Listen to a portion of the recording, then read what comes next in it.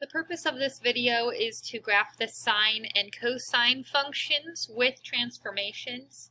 In the previous video, we took a look at different graphs and compared them to the parent function.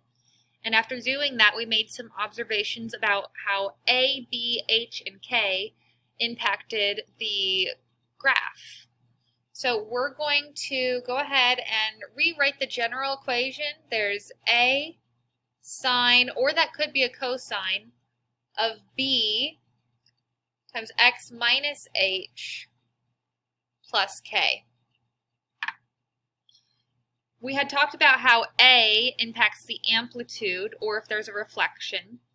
B impacts the period, where the period is 2 pi over the absolute value of b. H is a horizontal transformation, and k is a vertical transformation. If I take a look at example 1, we have a -2 in front of the sine function. So because it's detached, that's actually our k value. I did this on purpose. I wanted to show you that usually, yes, we do write the k value at the end, but sometimes you may see it listed out front, and you need to recognize, hey, this does not belong with sine, it is a k value. This 3 right here, which is located in front of sine, would be A. And then that 4 that's attached to the x, what we're taking the sign of, that would be our B value. So when you're graphing, the first thing that you're going to do is you're going to graph the trig function with only A and B impacting it. So essentially we're graphing it before any transformations. So we're going to graph y equals 3 sine of 4x. Using that, we can identify what the amplitude is and what the period would be. The amplitude is the absolute value of A, so the absolute value of 3 is just 3. And the period length is 2 pi over the absolute value of B. So absolute value of 4 is 4, and you should go ahead and simplify that. So now we're going to graph the sine function.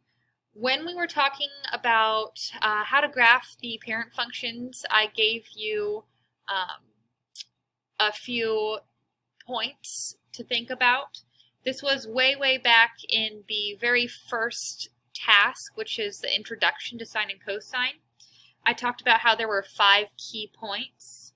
One occurs here along the y-axis and x-axis where they meet. Then I have 4 tally marks. Try to space them out kind of evenly. For sine, because sine and cosine have different patterns, for sine, it starts at the origin, so the point 0, 0, and then it goes up to a maximum. So we're going to go up whatever the amplitude is, because the amplitude gives us our max and our min. So I'm supposed to go 1, 2, 3 units up.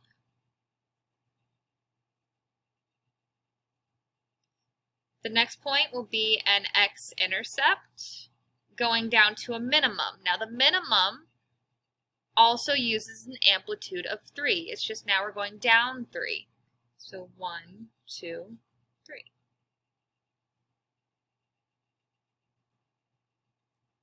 Oops, I meant to put it here. And then our 5th key point will be another x-intercept. There we go.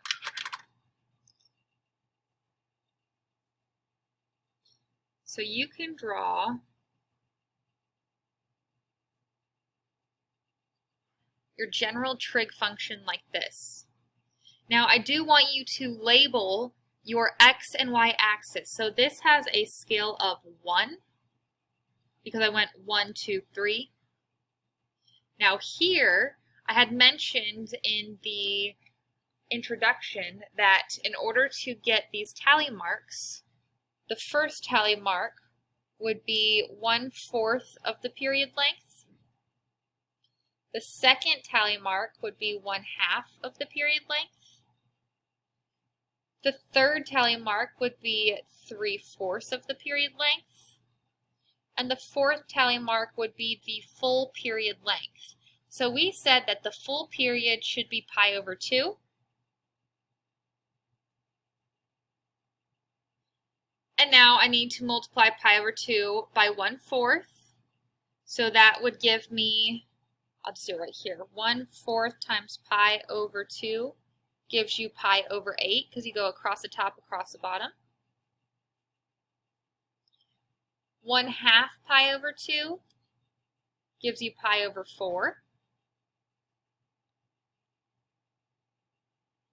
And 3/4 times pi over 2, gives you 3 pi over 8. So again, I do want you to label the scales in your graphs on your homework.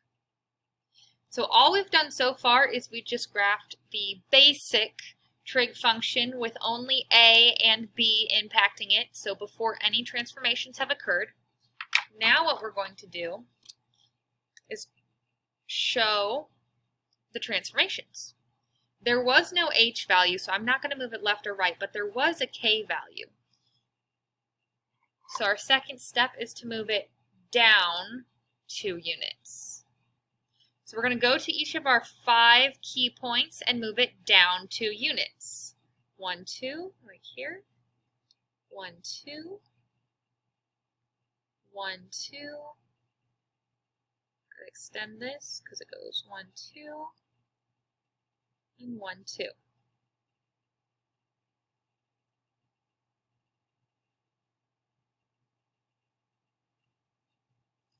This would be our new graph.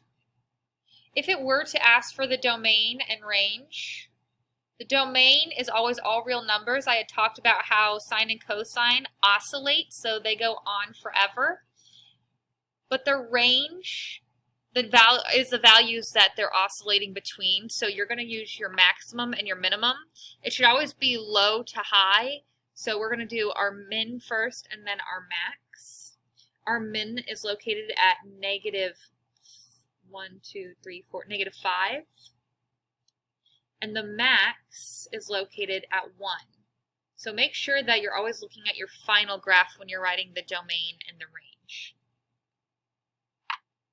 Okay, let's take a look at the next example. For example 2, this time we have a cosine function, and we're going to solve for it the exact same way.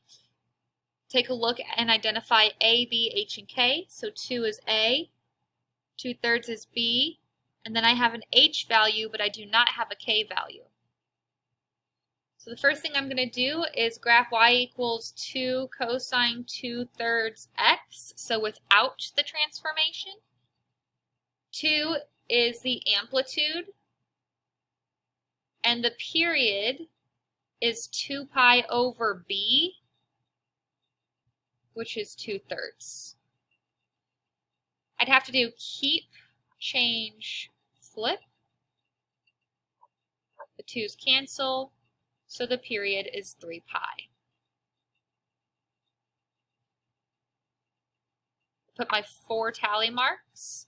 I know the full period length is 3 pi, and to get the other tally marks, I need to multiply them by 1/4, 1/2, and 3/4.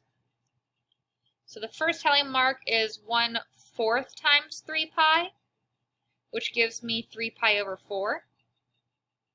The second tally mark is 1/2 times 3 pi, which is 3 pi over 2.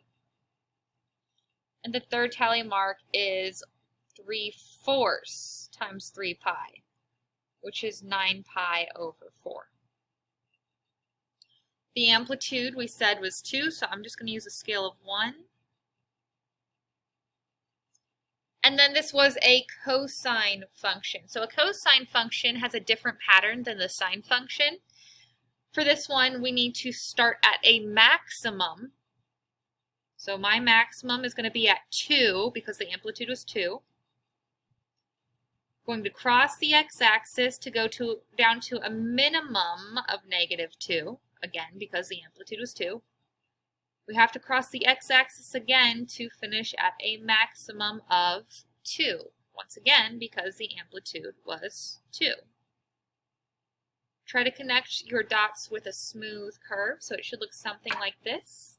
And we are ready to begin the second step, which is to graph it with the transformations. So there was an h value, meaning we're going to move it left or right pi over 4 units. Now be careful with this because the form is x minus h. So h is a positive pi over 4, meaning that we're going to be moving right pi over 4 units.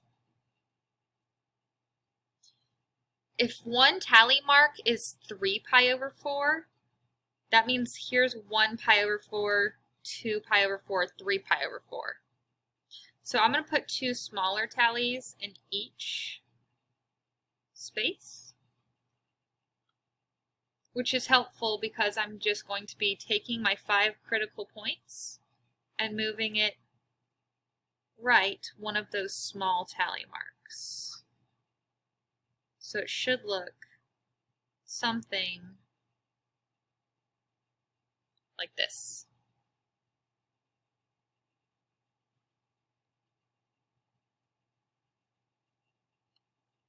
And lastly, if I would want the domain and range, domain is always all real numbers, again, because it oscillates. That cycle's going to repeat forever.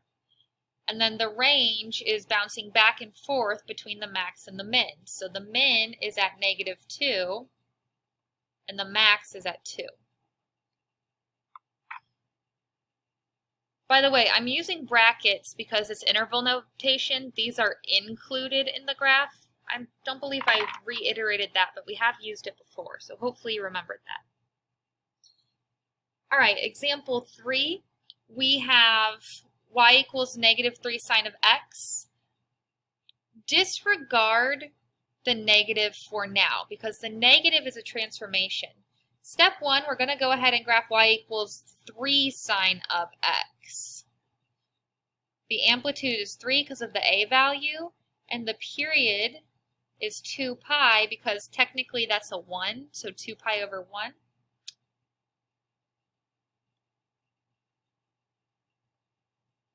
One-fourth of 2 pi is pi over 2. Half of 2 pi is pi, and 3/4 of 2 pi is 3 pi over 2. I'm going to use a scale of 1. And because it's sine, I know that the pattern is you start at the origin, we go up to a max, cross the x-axis, down to a min, and then we end on the x-axis. So it looks something like this. That's sine without a transformation. The negative, though, is a transformation. More specifically, it's reflection about the x-axis. So whenever we have a reflection, it's equidistant to its original point. We just go in the opposite direction. So if I'm looking here, 0, 0 is going to stay at 0, 0 because it's on the, we call that the center line. Now here at pi over 2, originally we went up 3, so the reflection, if I reflected it around the x-axis, it would go down 3. The x-intercept remains an x-intercept. And then at 3 pi over 2, originally we went down 3, so now we're going to go up 3. And then our x-intercept remains the same. So my blue graph is my final graph. You may want to use multiple colors because otherwise it's going to be hard to distinguish between the two. Or maybe use a dashed line and a solid line. Domain is always all real numbers, but the range is bouncing back and forth between our max and our min. So our min comes first at -3, max is 3.